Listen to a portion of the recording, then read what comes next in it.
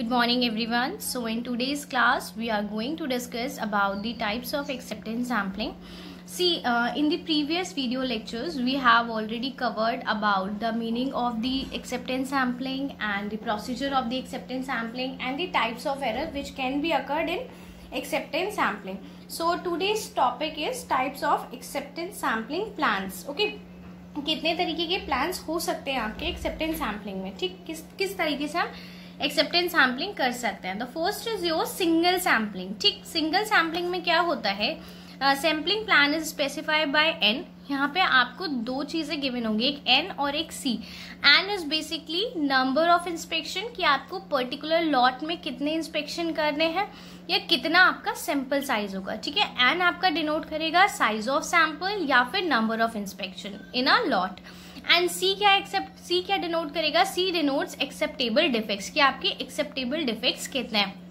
तो single sampling में हम क्या करते हैं, सिंगल सैम्पलिंग में हम कोई भी जो लॉट हमारे पास at the end of manufacturing आती है उसमें से हम सबसे पहले ये डिसाइड कर लेते हैं कि सिंगल सैम्पलिंग में हमें नंबर ऑफ इंस्पेक्शन कितने करने हैं या फिर नंबर ऑफ सैंपल्स हमारे कितने होंगे एंड हमारे एक्सेप्टेबल डिफेक्ट्स लिमिट क्या होंगी.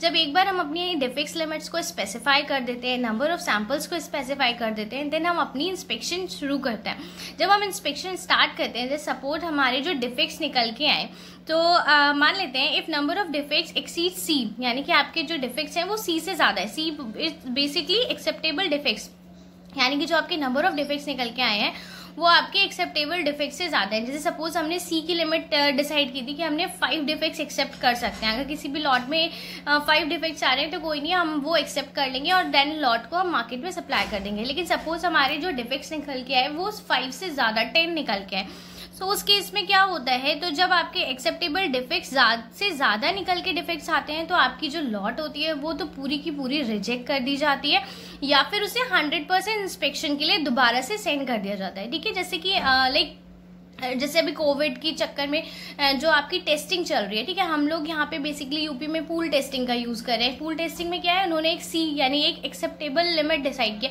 कि सपोज अगर किसी सैंपल में कोई लॉट हमने लिया है, कोई पूल है, उसमें हमने एक्सेप्टेबल लिमिट्स डिसाइड कर ली कि अगर इसमें 10 पॉजिटिव आते हैं या 2 पॉजिटिव आ रहे हैं तो हम इस चीज को आपके पूल को एक्सेप्ट कर देंगे कि हाँ ठीक है ये पूल पूरा नेगेटिव है. लेकिन अगर उन्होंने डिसाइड किया कि सपोज अगर इस लॉट में अगर इस पूल में आपके 10 लोग पॉजिटिव आ जाते हैं, यानी कि हमारे एक्सेप्टेबल डिफेक्ट से ज्यादा के डिफेक्ट्स आ गए, तो उस केस में हम पूरे जितना भी हमारा पूल है हम पूरे पूल को इंस्पेक्ट करेंगे. ठीक है, जो सेम यहाँ पे होता है. यहाँ पे क्या होता है, आपके अगर नंबर ऑफ डिफेक्ट्स आपके विद इन द लिमिट्स आते हैं, यानी कि जो आपकी एक्सेप्टेंस लिमिट्स है उसके अंदर ही आ रहे हैं, तो आपकी उस लॉट को एक्सेप्ट कर लिया जाता है एंड मार्केट में सप्लाई कर दिया जाता है. बट इन केस अगर आपके सी की वैल्यू ज्यादा आती है, जो आपका नंबर ऑफ डिफेक्ट्स आपने डिसाइड किया है उसके से ज्यादा आपके पास डिफेक्ट्स आ रहे हैं, उस केस में या तो आप पूरी लॉट को रिजेक्ट कर दोगे या फिर आप पूरी लॉट क्या करोगे, 100% इंस्पेक्शन के लिए सेंड कर दोगे. ठीक है, आई थिंक आपको यहाँ पे सिंगल सैम्पलिंग समझ में आया कि सिंगल सैम्पलिंग में हम क्या करते हैं. ठीक,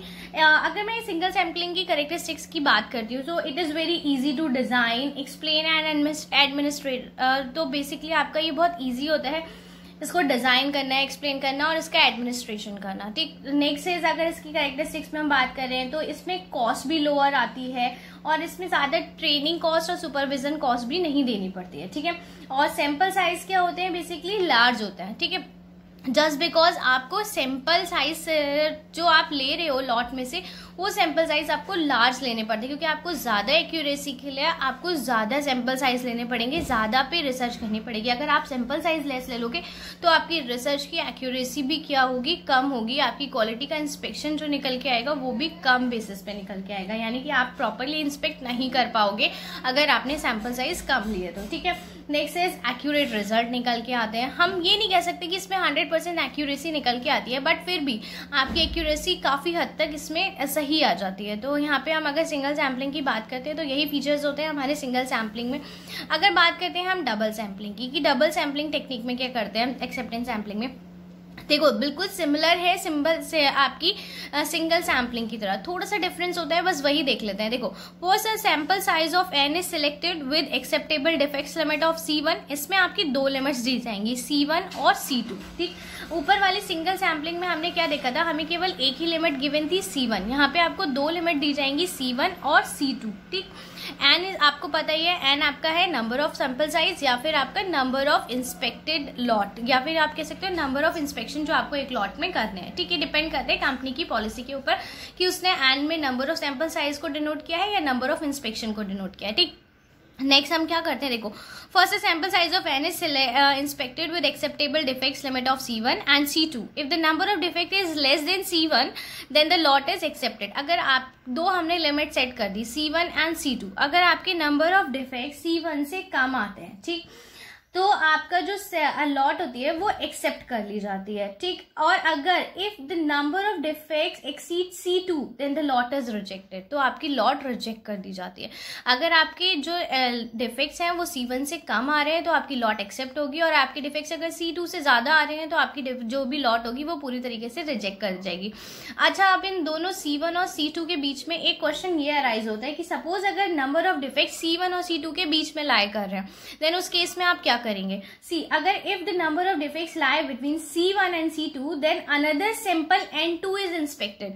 तब आपका एक दूसरा सैंपल लिया जाएगा N2, यानी कि उस पर्टिकुलर सैंपल जो आपने लिया है उसको छोड़ के आप एक दोबारा से इंस्पेक्शन के लिए एक अनदर सैंपल लोगे। And if the number of defects in sample in N1 and N2 lie within the limits of C2 then the lot is accepted otherwise rejected.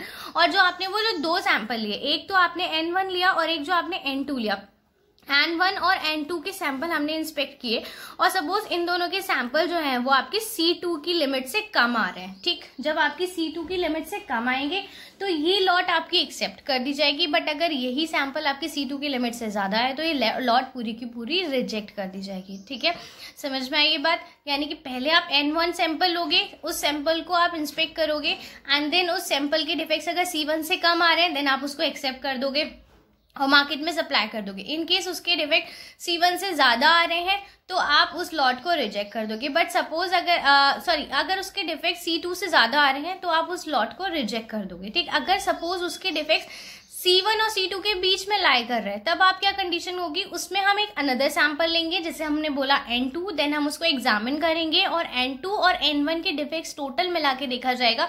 अगर N1 और N2 के defects total C2 से ज्यादा आते हैं तो lot reject कर दी जाती है, और N1 और N2 के डिफेक्ट C2 से कम आते हैं तो टोटल लॉट को एक्सेप्ट कर लिया जाता है। ठीक है, आई होप यहाँ आपको डबल सैम्पलिंग समझ में आई। अब बात करते हैं हम मल्टीपल सैम्पलिंग की। देखो multiple sampling plan is nothing, is just an extension of double sampling plan. ठीक है, इसमें क्या होता है, when extension of double sampling plan procedure where sample of size N1 is taken and based on the limits of C, यानी कि आपकी limits यहाँ पे दो ही होंगी, C1 एंड C2, दो लिमिट्स होंगी। तो आपका जो डिसीजन इसमें लिया जाता है, बेसिकली इसमें जो डिसीजन लिया जाएगा वो आपके लिमिट्स के बेसिस पे ही लिया जाएगा। इसमें होता क्या है, जो डिसीजन होता है वो एक्सेप्टिंग और रिजेक्टिंग का जो सैम्पलिंग का होता है वो लिमिट्स ऑफ C के ऊपर ही डिपेंड करता है। हम इसमें पहले क्या करते हैं, सबसे पहले इसमें हम N1 ले लेते हैं। ठीक है, N1 लेने के बाद हम उसको जो हमारी लिमिट्स है, कट ऑफ लिमिट्स है C1 एंड C2, उसके साथ हम उसको कोरिलेट करके देखते हैं।